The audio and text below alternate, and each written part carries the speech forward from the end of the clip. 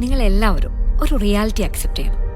പോലീസിനും ഈ സൊസൈറ്റിയിലെ നല്ലൊരു ശതമാനം ആളുകൾക്കും ഈ കേസിന്റെ സത്യാവസ്ഥ എന്താണെന്ന് നന്നായിട്ട് അറിയാം.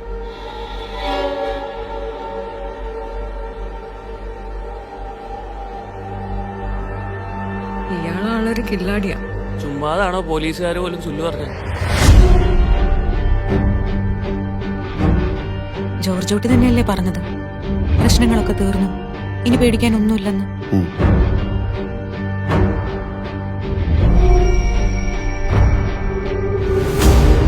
പോലീസിന്റെ രീതികൾ മുൻകൂട്ടി കണ്ട് കളിക്കുന്ന ഒരാളാണല്ലോ അയാൾ. അപ്പോ പോലീസുകാരും അയാളുടെ ഒരു ഫാനാണ്.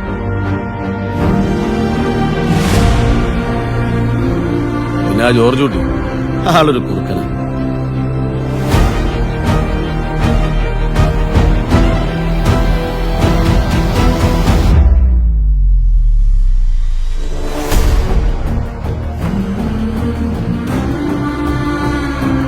ഈ ആക്സിഡന്റ് കാര്യം എന്താ അവരോട് പറയാൻ പറ്റാത്തെ? അവരെ രക്ഷിക്കാനാണെങ്കിലും ഞാൻ ഈ ചെയ്ത കാര്യങ്ങളൊക്കെ കാണുമ്പോൾ അവരുടെ അച്ഛനൊരു ക്രിമിനലാണ് എന്നൊരു തോന്നലുണ്ടായാൽ ഏയ്, അവരങ്ങനെയൊന്നും ചിന്തിക്കില്ല.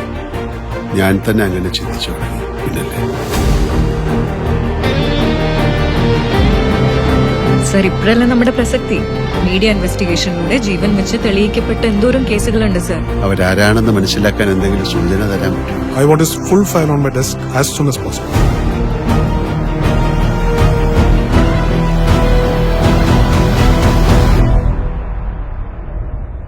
ഇനി അങ്ങനെയൊന്നും ചിന്തിക്കണ്ട, എല്ലാം കഴിഞ്ഞില്ലേ?